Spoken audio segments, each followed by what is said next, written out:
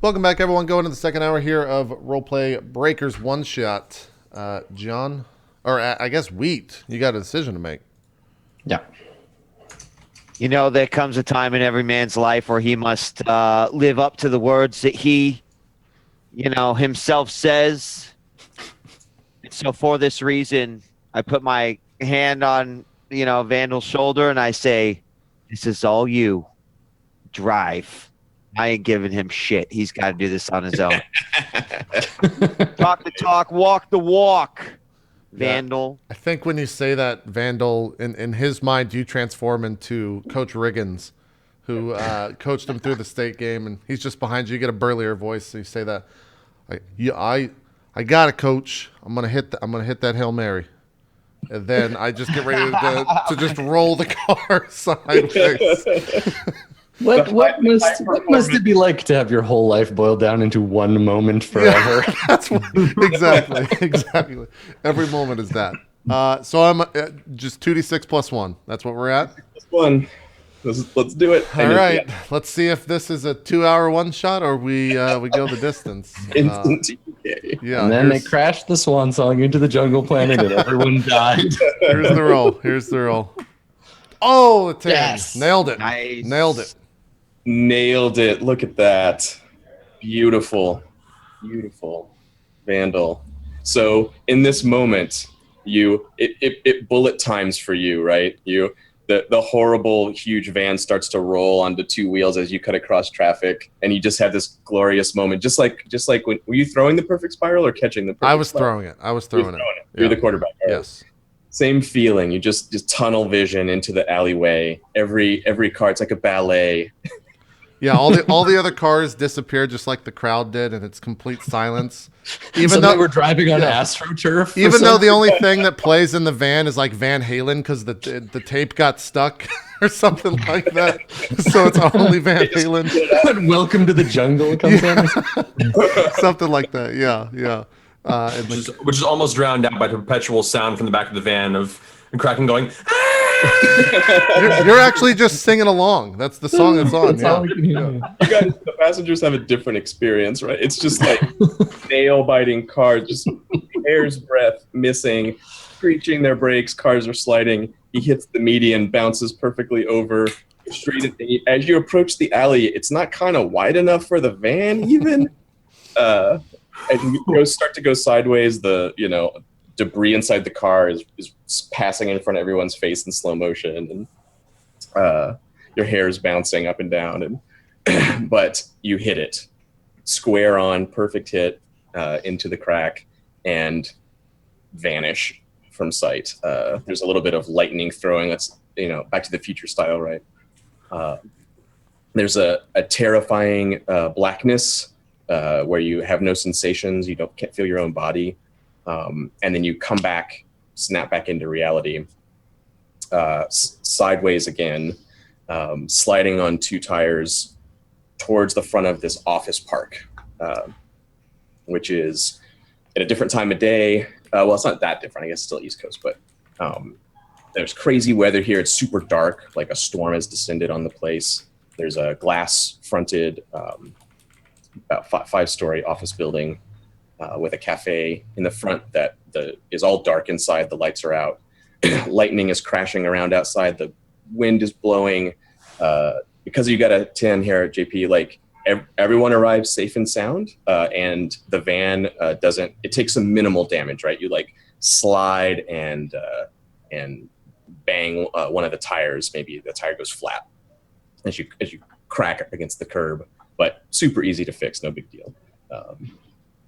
This is one of those things that's so difficult. Like even on a 10, you're gonna take some bumps and bruises, right? Right. But yeah, the office park is dark.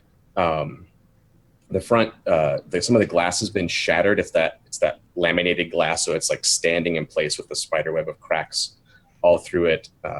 Starbucks cups are like blowing around out through the front of the place. And just beyond on the backside. You can kind of see it on the map. I think there's a parking structure that goes down underground. It's the top couple of floors, I think, of the parking structure. Yeah. Yeah, I think this is the point at which the door, like, we've slid to a halt and kind of like done the crash landing against the curb, and the big door on the side of the van slides open, and we see kind of like a low shot of like my armored boots kind of like step out, and like the fluttering of my cloak as it pans slowly.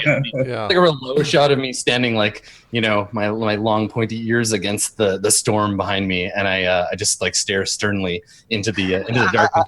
And then I reach back into the van and I grab Kraken and like yank him into my like manly embrace. I like slap him hard in the chest, and I point at the building and I say, "Therein, the fortress, my boy, our destiny." And I give you a little shove towards the office building.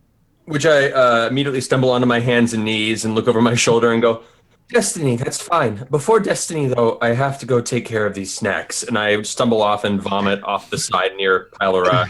Yeah, and I probably cheer you on. Like, I hear you barf behind like some like street vendor, like hot dog cart, and I'm like, yes, purge yourself of your earthly burdens, nothing into the void but your will.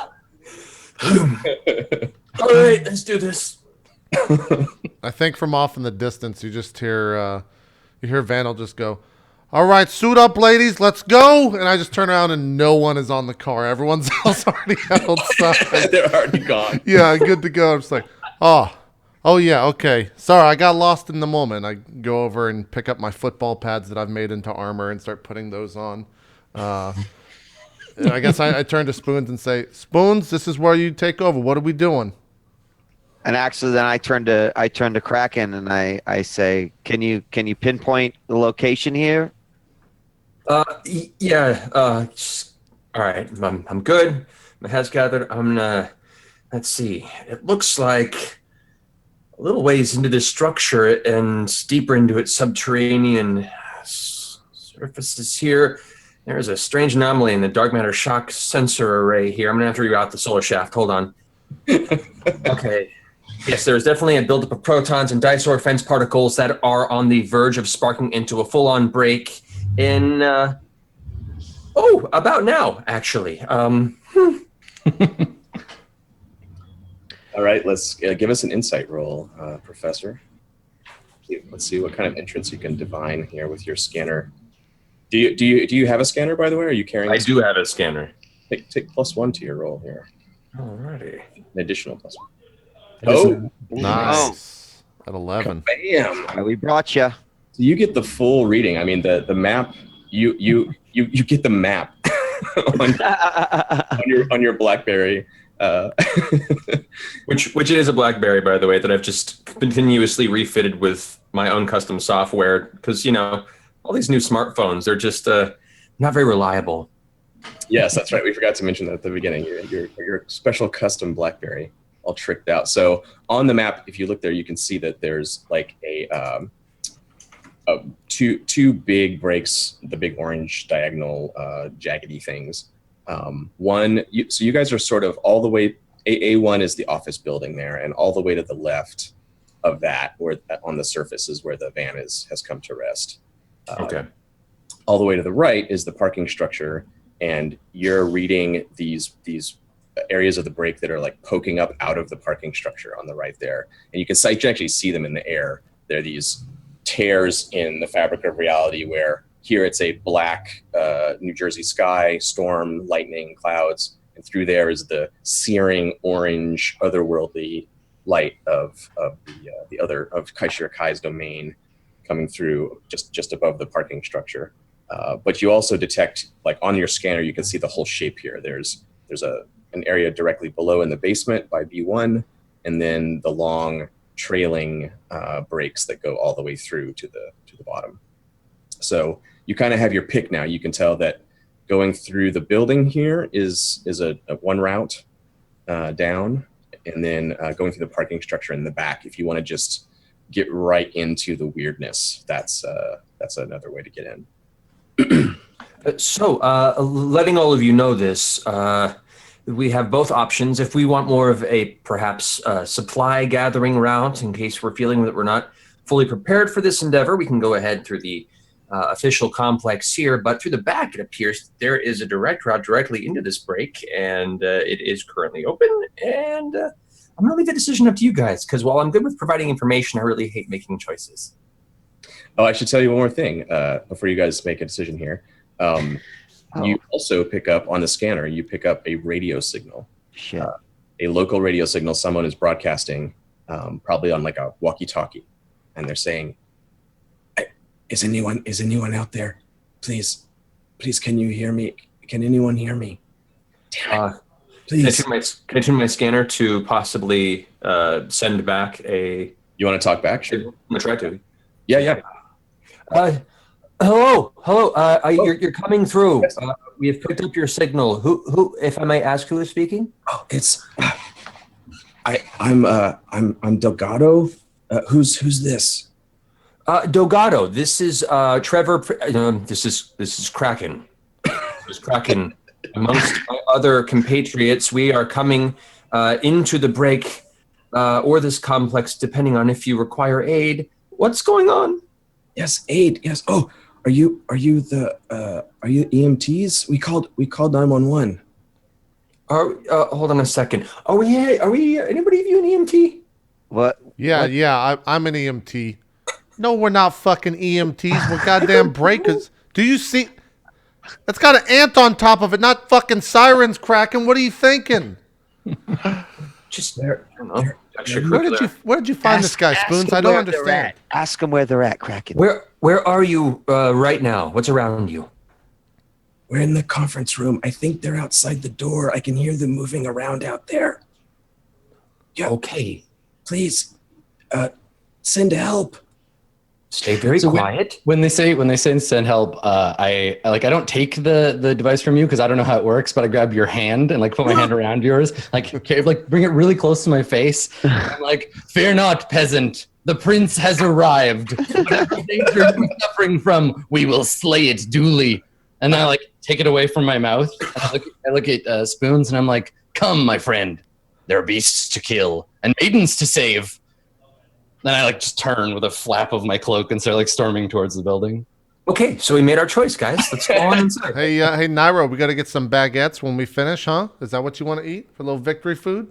I stop and I turn and I look at you and I'm like, I know not of these baguettes. But whatever Sure treasure you you desire, you will find it beyond the breach. Okay, well, we eliminated he's not French. We'll try Dutch next. I don't know. We'll figure it out. And I think we do, even though I was actually going to try to get us to go just directly to the park garage, sometimes you just got to roll with it, right? All right, follow Nero. Nero is not a man to turn down a side quest, my friends. All right, cool. So Nero leads the way. You stride towards the Starbucks, and what's your method here, Adam? Are you just boldly? Well, so if we're going towards a Starbucks, I have to stop as is custom and pay homage at the shrine, right? Because every time I've ever seen one of these, it's full of people performing a ritual. So I stop outside and I draw my sword and I put it tip down on the concrete and I kneel and I say a short prayer to the mermaid goddess. Starbuck, that she might guide us through this dark passage. And so I don't know, maybe y'all walk past me while I'm doing this or whatever, but yeah, I'm praying very earnestly on the sidewalk outside. Do you is this just a show of respect, or do you actually do something magical when you do this? I think at this point, this is me showing that I understand the Earthlings' ways, right? That I'm Starbuck is not one of my gods, but I'm in their realm, and okay. I will pay her homage. Gotcha. So I'm just making a point. Before we pass through her temple, yes. we say the correct words. So I'm probably murmuring grande, non-fat, double pump, like gibberish, right? I'm just saying these things I've heard other people say in the great temple to the mermaid god. So I'm doing that so she doesn't drown us in foam when we pass through her realm. Stay your foamy hand. Exactly. Yeah, gotcha. So do the rest of you sort of wait and let Nero do this and then return to being on point? Yeah, I think that we've at least I've become accustomed to it, so I'm probably just standing next to Spoons and be like, man, I'd go for a white mocha right now. If they really had some inside there, I'd go get one. I don't know. Yeah, I mean, I like those sandwiches they make, but Yeah, those are pretty good. Those are only, but sometimes you get them with a sin as cold because they suck sometimes Yeah. behind, you know.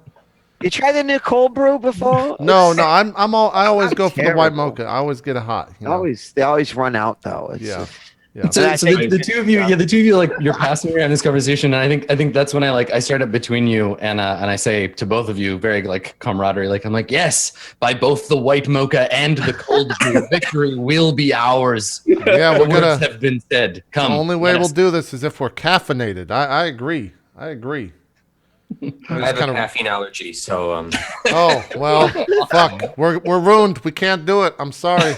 That's Kraken's why got your an snacks allergy. taste so terrible all the time.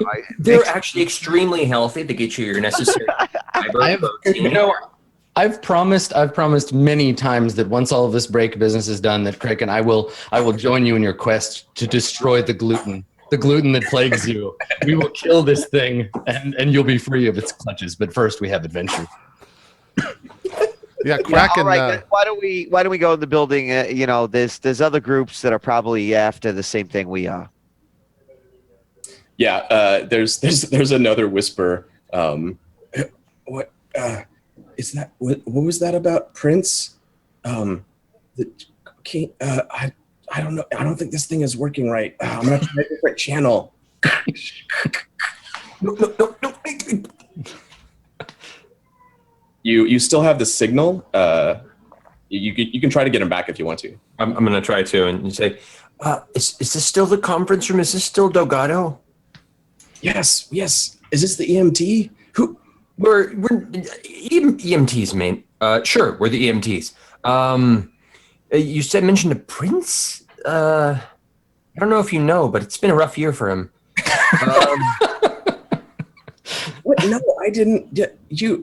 Never mind. Just look. We're stuck in here. I don't know what those things are. I think off in the distance, you just hear me start singing "Purple Rain," just belting it. So you say there's something outside. Can you give me a brief description of what this person or thing is that you're discussing? If we're going to come, to your aid. Oh man, I don't know. It was weird. You know what I mean? It was like on those TV shows, with the magic and those breakers and shit. It was one of those, or a bunch of them. I don't know, man. A bunch? Like we say, like 3, 4, 10? Shit, no. They're right outside. I gotta go. Okay, just stay quiet. Quiet. Inside, Adam, as you guys walk ahead, you hear like cups like rattle on the floor and like a piece of machinery clatter sideways and little like wet footsteps and whispering from inside the cafe. This little like hissing noise. Okay. Yeah. So I like put my hand up and draw Vengeance of Shadows. Because obviously it's business time, and I listen for the sounds of familiar beasts. Can I tell any more from the noise? Do I hear them feeding? Yeah, you're like you guys are all experienced here, and you would recognize right away that it sounds like goblins to you. But that's the colloquial term for them. They're little, they're 3 feet tall. Kind of porcupiney. They have spines and glowing red eyes. They're cruelly intelligent, but they're kind of like animals. They're often the first to show up when a break. They tend to travel in swarms. So sort of vermin of the break. Yeah. As a person from the other world, you may have special insights into their weaknesses or abilities. Yeah. Let me spout some goblin lore here. Yeah, roll your insight. Okay, I will. I got an 8. Okay. Let me pull up my goblins.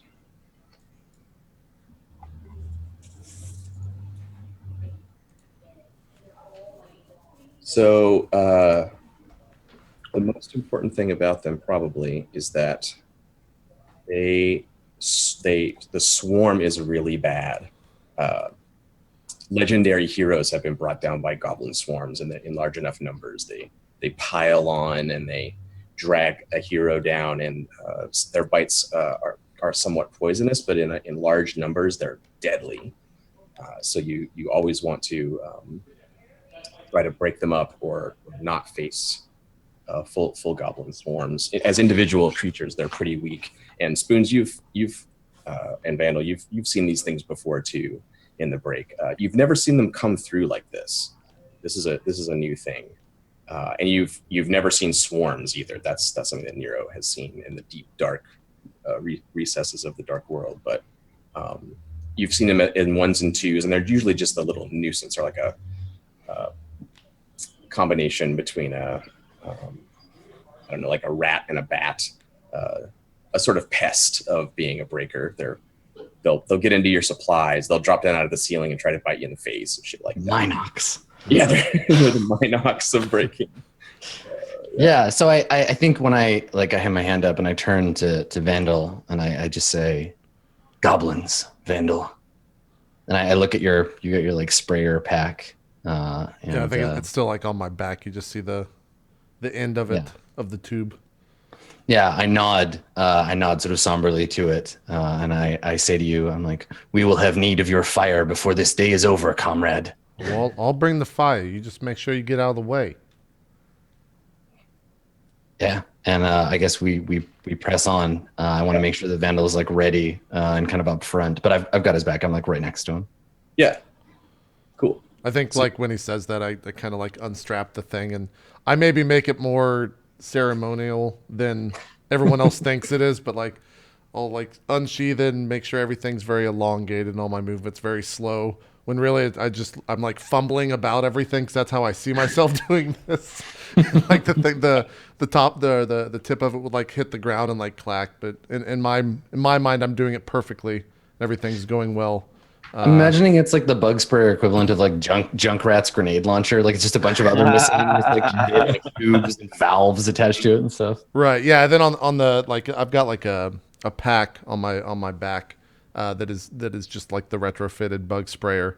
So it just says like it just has like a picture of a cockroach with like a death symbol on it or something like that. And then you see like the flame ignite at the tip of it, and I walk towards the front of the group and start walking forward. All right. Cool. And you are slow, is that right, JP? Yes. All right. That is my movement speed. Who among you is fast? Is it Me. just Spoons? Yeah. All right. So you see this before. What's your speed, Adam? Did we just? Yeah, is yours normal? Mine is normal. Okay. Yeah. Yeah. I forgot to put that in there. So yeah, Spoons, you have a chance to interrupt or react here. After a bit of posing, praying to Starbucks, getting your gear out, yada yada yada. The goblins inside weren't just kind of waiting around. So as Vandal pushes through, the door's kind of broken and the hinges don't really work, so he's got to kind of like lever it sideways, and it scrapes on the floor and pieces of glass come out of it. And you see just ahead out of the darkness this little goblin run and fling itself right at Vandal's face. Just like full like attack mode, teeth bared. They have these jaws that can kind of unhinge with needle sharp teeth. And they sort of have bat membrane wings under their arms, and he's just this little flying mouth that comes shooting out of the darkness. But you have a chance to interrupt or do something because you're fast too. It's just that. Sure. So just so that I understand, like to get even into this building, this is sort of our entrance to get in, right? Through this. Yeah. There. Yeah. Yep. Okay. And do I just see that one? Yes. You were mentioning a swarm. You do not see a swarm at this time. You just see the one. Okay. I'll take a shot at it. You want to just try to pick it off before Yeah. hit JP? I do. Yeah. All right, cool. So you're going to roll your prowess. What kind of weapon are you using here? So I actually have a special weapon spray, but I assume that I can just shoot that normally. Yeah, you can totally. Okay. So 2d6 plus 1 and a 9. All right, nice. So that's a success with a bit of a complication. So let's roll your damage first of all, which is 1d6 for your weapon, I believe. 5. 5, nice. That is enough to kill it. So, what is this like a little submachine gun or something? What's your You ever seen RoboCop's gun before? And I'm not talking Oh about yeah, any remake. I'm talking about like the actual, the original. yeah, It's out of his leg. It's like a handgun, but when he fires it, it's like crap. Yeah, that's my spray gun. Right? It's the kind of gun that you'd buy for $1. I'd buy that for $1. Exactly. awesome. So so you splatter the thing, and it like the gore like splats onto Vandal, like hits him in the neck and the face. One of its bat wing arms like pinwheels off to the side, and on the last bit of the burst, the gun jams. You hear it go kink, and you see the stovepipe, the shell like sticking out at the feed. Shit! It's totally jammed. You can clear it, but it's not. It doesn't work right now. Okay. And that's when who's next? Adam. Your normal speed also, right? Yep. So you see inside it's a Starbucks. Your eyes adjust to the dark here. It's all the power's out. There's tables. There's the bar with the espresso makers and stuff. And there's stairs that go up in the back into a seating area, and then elevator banks for the building and stuff. Behind the bar, there's rattling and movement and lots of whispering, and you hear this like rumbling noise, and you see the surging mass of a bunch of goblins that are like rolling up together into this bunch. What do you want to do? Well, I already have Wizard's Bane in hand.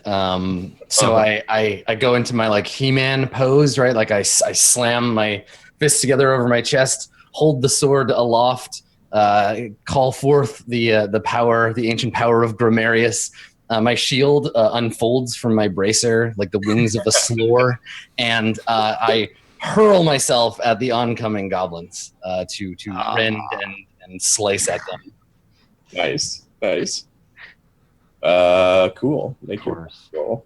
I'm gonna. So this is a prowess, I presume. It is. Okay, and I can use strain after I roll. Yes, you can use strain after you roll. Okay, I just want to make sure. Okay, yeah, I'll take a 9. Not bad. 9, right? So you're gonna fall among the developing. Yeah, I'm gonna do so. That exact thing that you told me was really dangerous before. I'm going to do it. I'm going to do the thing that you said was the most dangerous thing to do. Yeah, I mean, I hurl myself into the center of the. I don't see. Look, some people look at a horde of goblins and see many foes. I look at a horde of goblins and see one large amorphous foe. So it's one-on-one. It's a fair fight. Totally fair. So yeah, so I leap sword first, cloak flapping in the dramatic breeze into the goblins, and just start wailing away with my my magic sword. Nice. Yeah, Vandal's there. He's ready with the sprayer. Yeah, you like jump in. I'm just like, yo, what the fuck are you doing? All right. Look, hopefully you're fucking invulnerable to fire. Yes, like most Dutch people, I'm immune to flame. Oh, racial bonus. Nice. Yep. So yeah, falling amongst the swarm is really bad. It's 2d6 damage to you, bad. Yeah. Do I get to do my damage too? You get to do your damage, yes. Okay. So I assume that the swarm has no armor. It has no armor. That is correct. Yeah. Okay. So I deal a d6 for my weapon in close combat, and then because I am a slayer, I deal an additional d6. That is. And how does this work? Like, am I able to? Is this going to be 2d6 against a single goblin in the swarm, or can I just start like? This is 2d6 against the swarm. Okay. You know all about them, so you know their rough kind of like composition and toughness. So Sure. I'll just tell you they have 12 hit points, and it is possible for a hero to step up and boxcars these guys. That's right. You've never heard of anyone doing it. And I got strained too. So That's true. here we go. Let's see how this goes. All right, 9. I'm gonna spend a strain and throw another d6 on this thing. One more swing of the axe. Whatever weapon, the sword. Okay. Oh, There we go. Hey, nice. There it is. And they hit back. So you guys just see this Nero kind of disappears behind the counter, and the swirl of goblin flesh and wings and claws and teeth consume him. It seems he just disappears into the mix, and then you hear. Are there special effects for your magic sword, Adam? Oh yeah, there's like a different special song playing, and of course, this is the stuff they cut to make the toy commercials. Does it glow with eldritch power or anything? Yeah, totally. It's like it's got 6 different special effects. You press a little button and it like makes quotes from me for the speaker, and you wave it. And it makes sword noises. It's beautiful. It's $29.99, available at all your favorite retailers. But yeah, as I leap in, I'm aglow with the noble glory of my lineage, and the sword hums loudly as I swing it, as though thirsty for the blood of these goblins.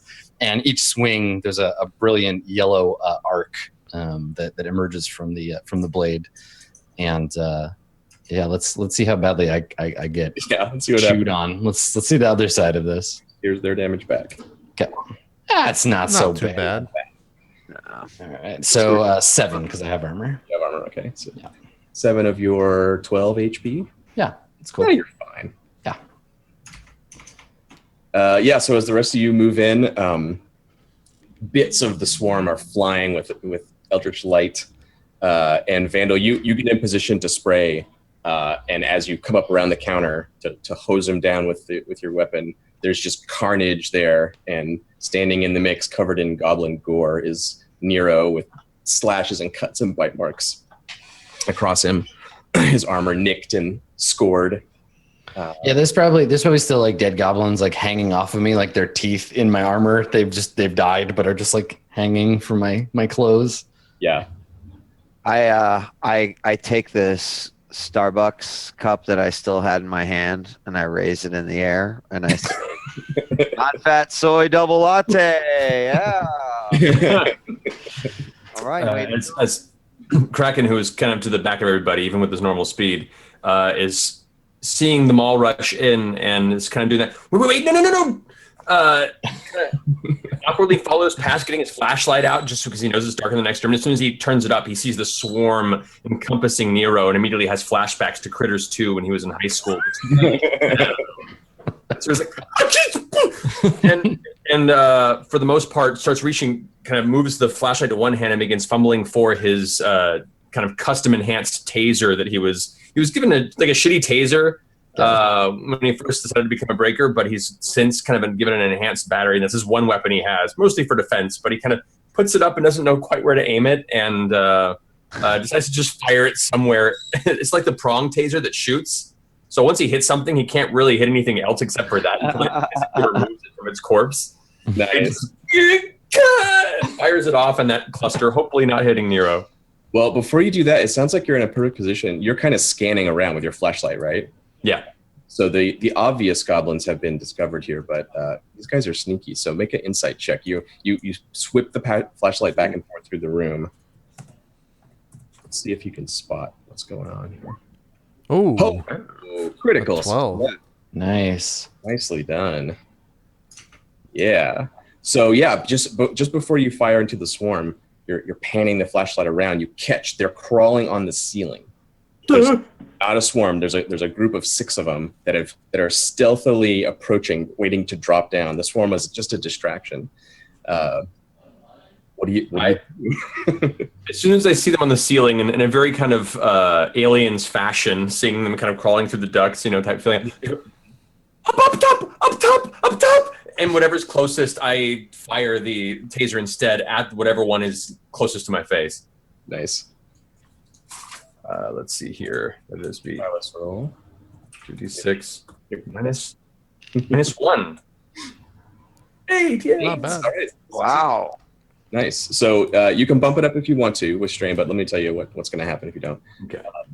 Basically, this thing is going to fall on you. The first of the stealth attacks, it drops down, they kind of try to, they're face hugger style. They try to latch onto your face, wrap your head up with their wings so you can't see, and the rest of them can get you, right? So he's going to bite you as you taser him and try to blind you with his body so you can't see. Based on the fact that this is probably the one single moment that I have any bravery to attack anything, I'm going to go ahead and take a strain to add a d6. Go on, bump it up. Bump it up. All right. To a 9. Oh no! Oh well. The one time you strain really hard, I can do this. Nope. No. All right. So roll your taser damage against this poor goblin. 3 damage. That's how many hit points goblins have. And he will bite you. Uh-oh.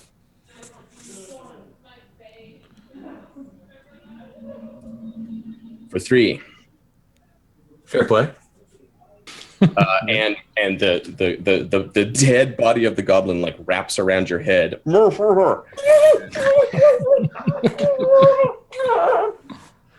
for you, Vandal. You've yet to act, but you hear that out of the corner. I think when I see Kraken kill his goblin and land on his head, I'm like, yes, Kraken, wear him as a hat.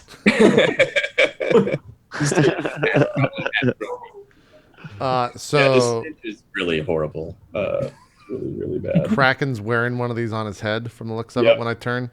When you turn, you see like the ceiling attack in progress. The first one has hit the professor and The goblin paratroopers are him following. over. Yeah. Okay. And the thing on his face is still alive, from what I can tell. I don't think you can tell. I mean, it is dead, but yeah, I think he's clawing at it and fumbling backwards. Yeah, I still assume it's alive. This is my first time being attacked by my own nightmares. So, it'll take me 5 minutes to calm down anyway. Okay. Yeah, I turn it, and as I turn, you see that I got a 357 Magnum on my chest, strapped there. On the side, it says like Graham, just embroidered on it. And I just like pull it out and slowly turn around and, hey, you need to stand still over there. I don't want to shoot you. And I kind of just like eye it a little bit. No, I'm going to miss. You go ahead, just deal with that on your own. I just turn around there's still a bunch in front of me because I know that Niro has killed a lot of them, correct?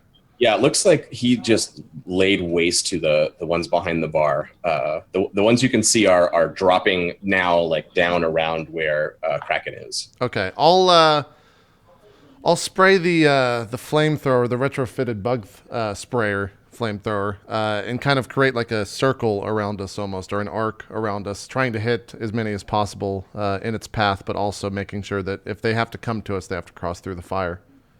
Oh, nice. You want to create a little barrier? Yeah. Some area of protection for us. Yeah, totally.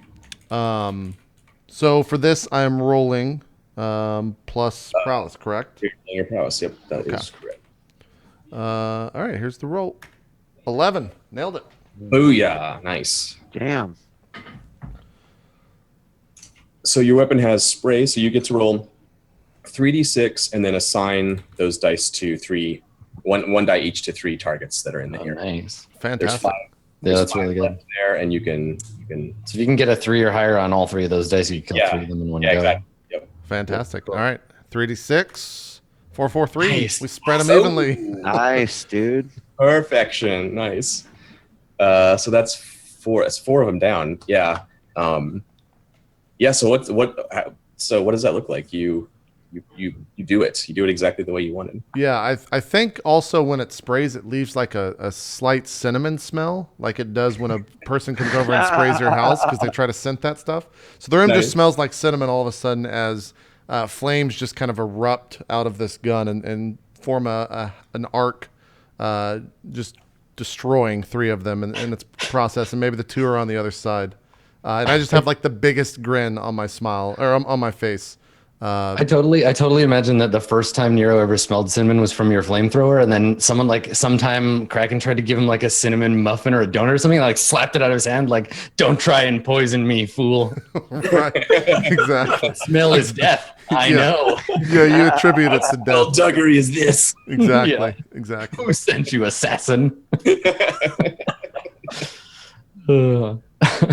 Yeah, and I'm totally enjoying the moment with a huge smile on my face as these creatures are just being broiled in front of me. So yeah, so you wreck 3 of them. I think they kind of disintegrate. They're creatures of the other world. They don't die totally normally. With when the fire's involved, they like burned paper. They kind of screech and disappear. Yeah. But the other 2 that were intent on finishing their surprise attack are driven backward by the flames. So that gives you a chance, Spoons, to clear your jam, right? Otherwise, you'd be stuck. Right. Use a different. Vandal totally buys you time to clear it and get your robo gun back in operation. Yes. I was hoping you'd just forget about that, but yeah, I No, I was gonna make you deal with it, but fortunately, JP pulled off this. yeah. So like fucking stupid shell. I I shouldn't have bought these low quality, and I finally like work it out, unhitch, like clear it, make sure the chamber's clear, and clear it off. Yeah, so you get that taken care of. The goblins, the last 2, they try to retreat and disappear behind the other counter to launch another surprise attack. But since you're fast, just like they are, they can't totally beat you to the punch here. That's what they're trying to do. They want to. Does that mean I get a shot? Yeah, you get a chance to do something, okay. Whatever it is. This time I'll try to spray as well. Oh, yeah, okay, yeah. You want to spray them down with your. Yeah. So roll 2d6 plus 1.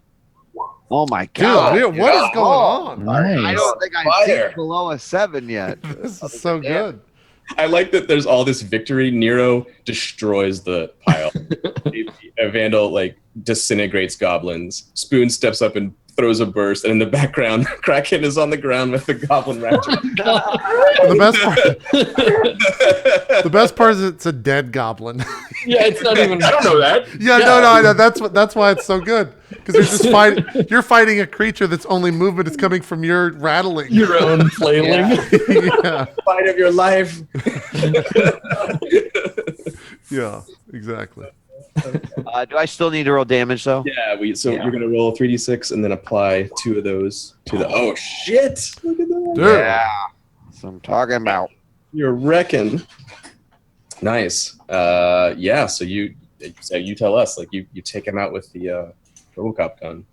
Yes. Except what happens is actually instead of like I take that one little extra half second I have, and I just like take 2 steps to the right, so that when I fire a single burst, it just like goes through and rips both of them in half.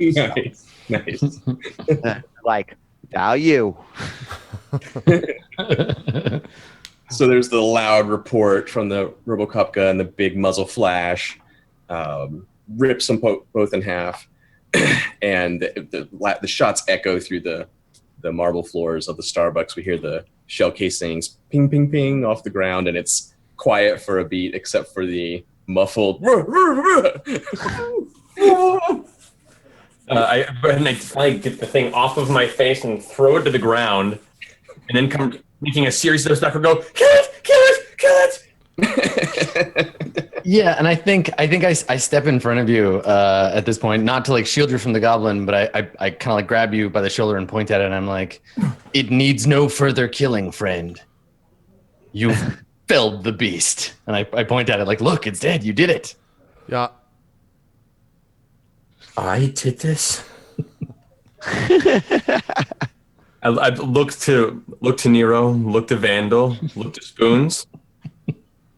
And for the first time in your life, you see me stand up completely straight, despite my scoliosis, and nod, while I then run over real fast and take a good 45 seconds to 2 minutes to try and remove the 2 hooked prongs from the corpse of the creature. Like, Nice. Yeah, I think once you do that, I would just walk over. Just put like 2 in it. You never can be sure with these, and then maybe a third shot fires off from the magnum. You just see the smoke trail.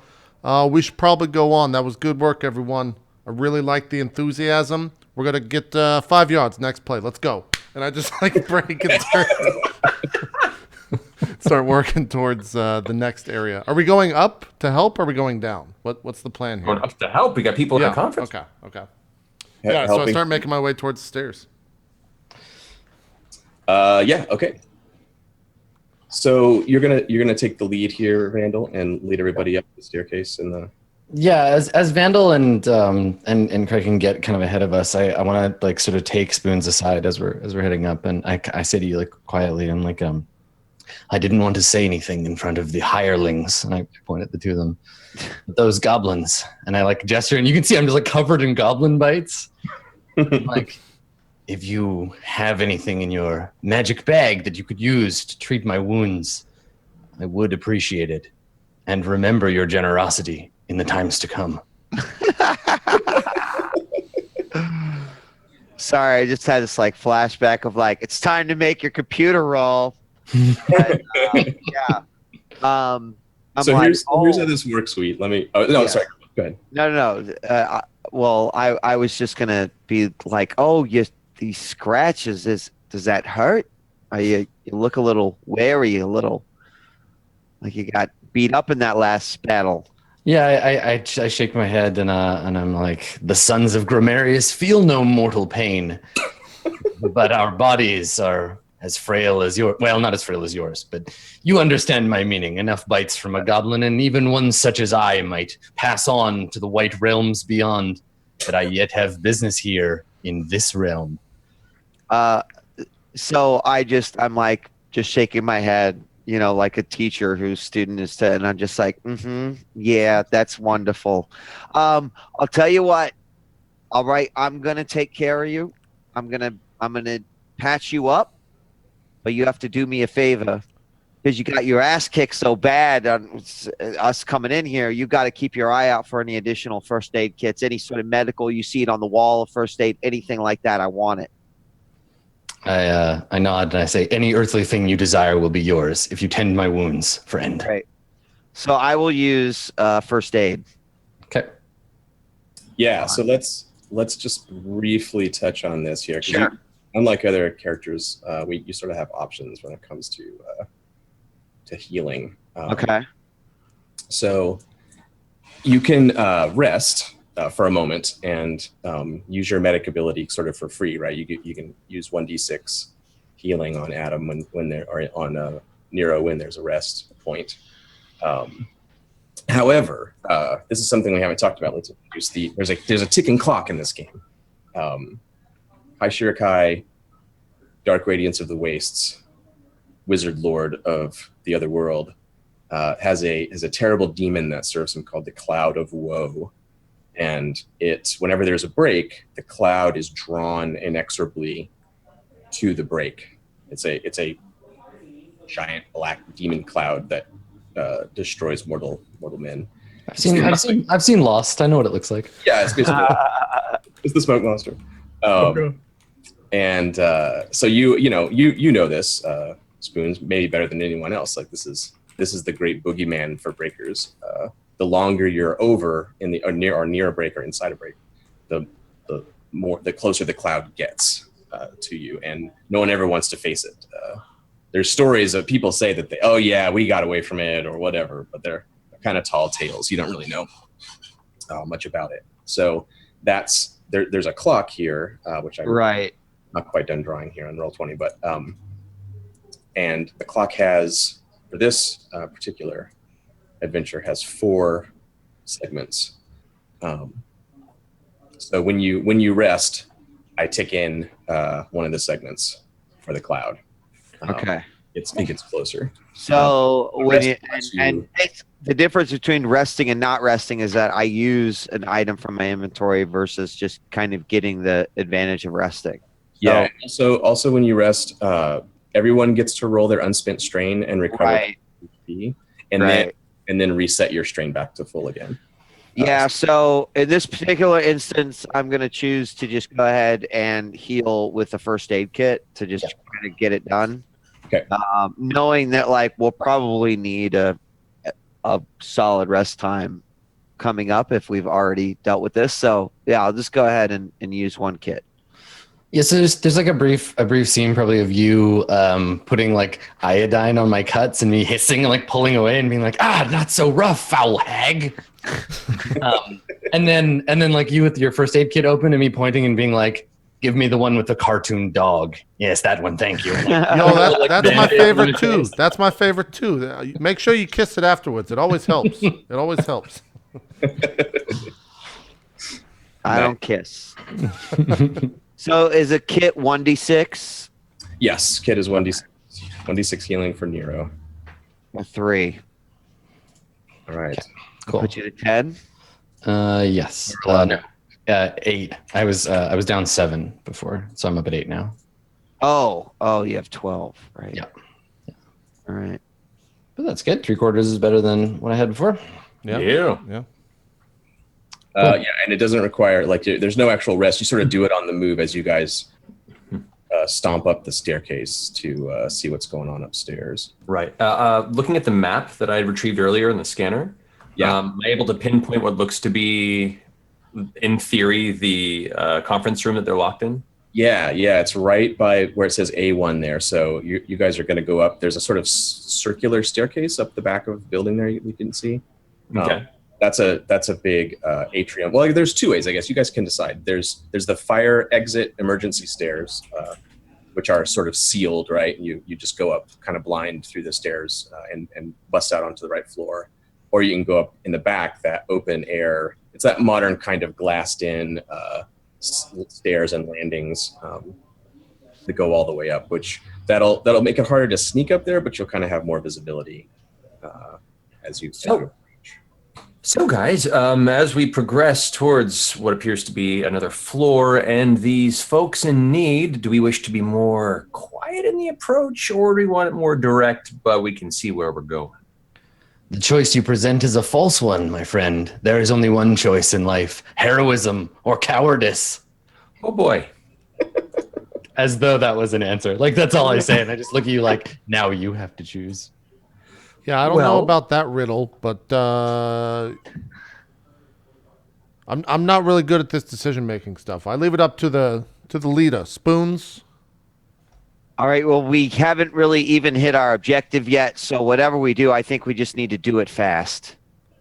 So, glass stairs it is. We'll be going that way, and I point the rest of the party towards the entrance or the exit of this room, what leads eventually to that spiral staircase to the next floor. All right. By leading, I mean pointing at it and then staying behind them. Right. As many good leaders do. Pointing, hiding. Okay, so you guys are going to charge up the stairs, Vandal in the lead, and try to just take care of this problem. Get these people out of here so you can get on with your friggin' mission, right? And do we know approximately where they're at? You said... Yeah, they're... Kraken has a read on them, like in the conference room, right? Where on the map where it says A1, that's basically where the conference room is. Okay. So it's just like down the hall from the stairs there. Got it. All right. Maybe we can take our second break, and then we will deal with the rescue. And then Fantastic. move on. Works out. Sounds good. All right, Sounds so good. we'll 2 hours down, 2 hours to go. So we'll come back and go into hour 3 right after this quick break. Don't go anywhere. We'll see you guys in just a little bit.